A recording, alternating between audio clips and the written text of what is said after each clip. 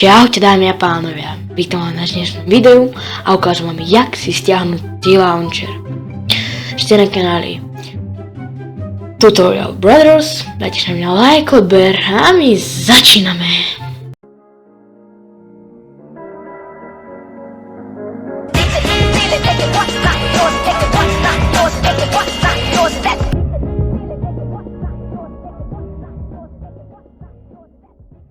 Takže, prvé čo my máte spraviť, ísť do akého chcete prehľadovača. U mňa to bude Google. Napíšeme T-Launcher,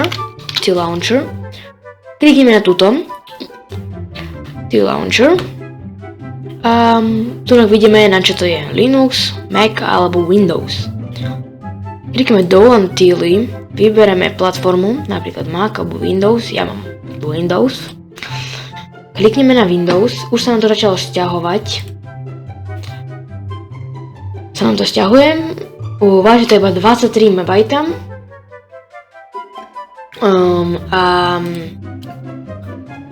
by som bol šťastný, ak by ste to ukázali aj iným svojim kamošom, jak to stiahnuť, aby ste si mohli hrať spolu na tejto hre Minecraft. Na tom to sa nedá hrať nejaké servery, nejaké profi a dá sa hrať všetky servery ostatné. Takže prvé čo my spravíme, klikneme sem. Keď sa nám to stiahlo, T-Launcher Installer. Áno, chceme. Čakáme. Čakáme, keď sa nám to stiahne. OK, dáme toto. Neviem, prečo to mám po rusky, ale dobre. Klikneme na toto. Prvé. A toto. Zelené.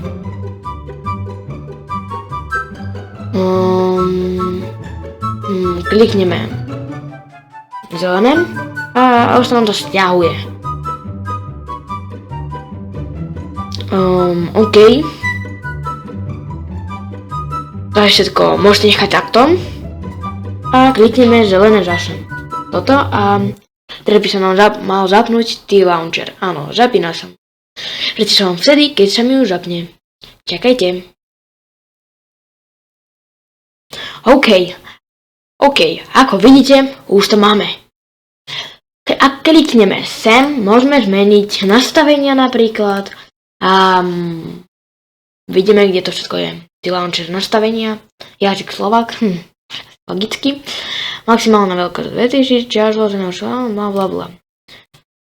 Najzábavnejšie je list verzií. Ak chcete, môžete kliknúť do obrazy, modifikované, staršie ako 1.15.2, betu a alfa verzie. Sú veľmi smiešné. Môžeš zahrať aj za mňa alfa RD 132211. Je tam proste veľká sranda. OK, teda v dnešnom videu som vám ukázal, jak to stiahnuť.